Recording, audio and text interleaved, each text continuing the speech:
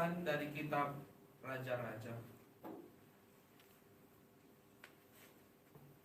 Pada hari pentabisan rumah Allah, Raja Salomo berdiri di depan mezbah Tuhan dan di hadapan segenap jemaat Israel. Ia menadahkan tangannya ke langit lalu berkata, "Ya Tuhan, Allah Israel, tidak ada Allah seperti Engkau di atas langit dan di bawah bumi. Engkau memelihara perjanjian dan kasih setia kepada hamba-hambamu yang dengan segenap hatinya hidup di hadapan-Mu.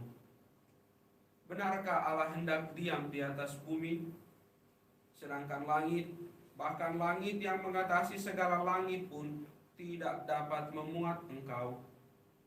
Apalagi rumah Allah yang Kau dirikan ini. Karena itu, berpalinglah kepada doa dan permohonan hamba-Mu ini.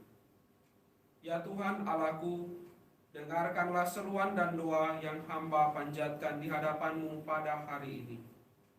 Kiranya siang malam mataku terbuka terhadap rumah ini, terhadap tempat yang tentangnya Kau katakan, namaku akan tinggal di sana. Dengarkanlah doa yang hamba-Mu panjatkan di tempat ini, dan dengarkanlah permohonan hamba-Mu dan umat-Mu Israel yang mereka panjatkan di tempat ini.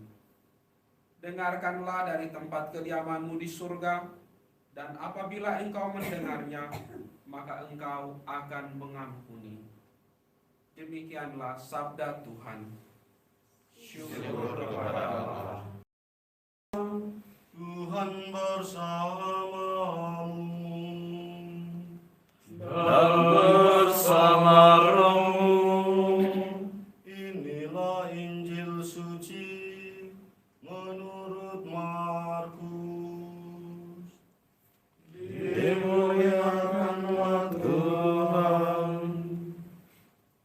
Pada suatu hari, serombongan orang Farisi dan beberapa ahli Taurat dari Yerusalem datang menemui Yesus.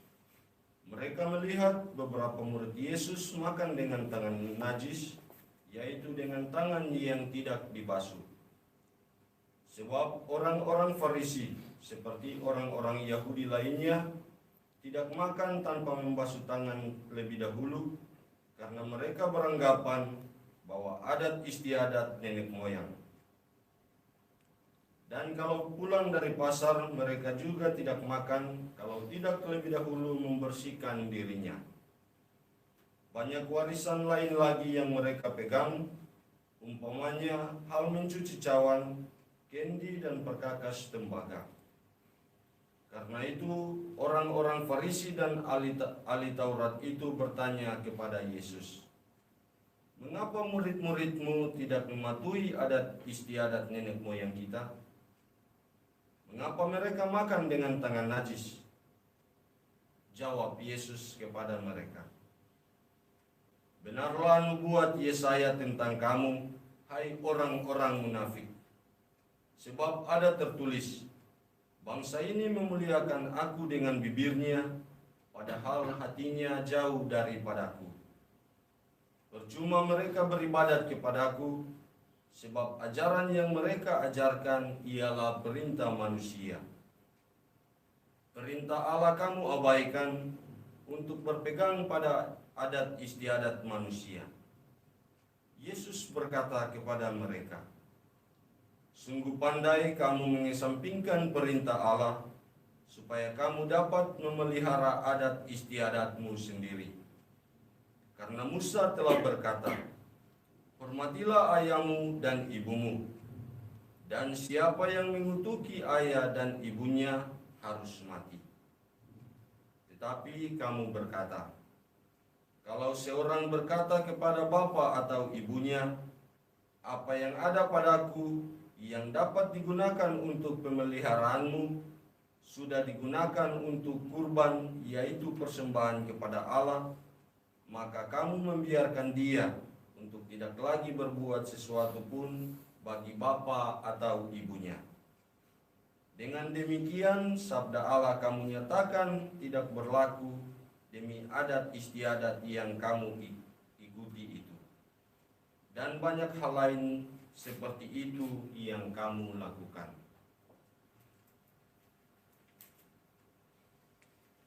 Demikianlah sabda Tuhan. Terpujilah Kristus.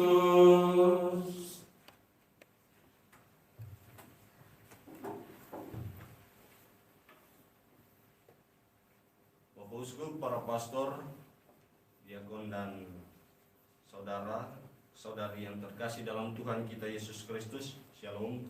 Shalom. Dalam kehidupan kita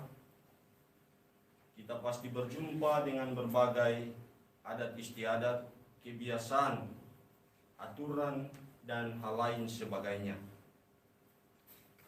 Hal-hal tersebut mungkin sudah ada jauh sebelum kita ada atau kita dilahirkan, dan itu dihidupi oleh leluhur atau orang tua, bahkan sampai kita saat ini. Terkadang orang menjalankan kebiasaan itu karena warisan atau yang sudah dilakukan sejak dahulu. Hal tersebut tentu memiliki makna yang mendalam, namun terkadang juga ada yang tidak memahami apa yang mereka jalankan, atau bilanglah mereka gagal paham karena tidak mengerti maksud dari aturan atau adat kebiasaan yang mereka hidupi. Misalkan dalam sebuah kebiasaan atau adat istiadat seperti kedukaan, pasti setiap keluarga itu diberikan tanggung jawab, misalnya menanggung babi, beras, kain, dan lain sebagainya. Hal itu dilakukan secara turun-temurun dalam kehidupan manusia. Ketika disodorkan tanggung jawab seperti begitu, orang sering mengeluh karena berkekurangan. Orang selalu bilang tidak ada uang dan lain sebagainya. Tapi herannya ketika mereka mengeluh seperti itu, mereka tetap berusaha untuk mencari apa yang menjadi tanggung jawab mereka. Mereka berusaha dengan anggapan bahwa suatu saat apa yang mereka berikan itu dapat dibalas oleh orang lain. Tetapi lebih daripada itu, makna yang terkandung di dalam suatu tanggung jawab atau adat istiadat, yakni dengan saling membantu, saling memberikan apa yang menjadi tanggung jawab kita, di situ kita menolong orang yang sementara berkekurangan atau orang yang sedang dilanda kedukaan. Hal yang sama dilakukan juga oleh orang-orang Farisi. Ketika melihat murid-murid Yesus makan dengan tangan kotor atau tangan belum dicuci, mereka menentang itu karena tidak sesuai dengan adat istiadat yang mereka hidupi. Mereka melihat itu hanya sebagai sebuah aturan yang harus dilakukan. Jika tidak, maka itu salah, dan mereka menyebut orang atau murid-murid Yesus itu sebagai orang yang najis. Mereka tidak melihat hal terdalam di balik itu, yakni soal kesehatan, kebersamaan, keakraban atau budaya yang mungkin hidup dalam kehidupan para murid. Yesus melihat sesuatu hal yang berbeda dari tindakan para murid.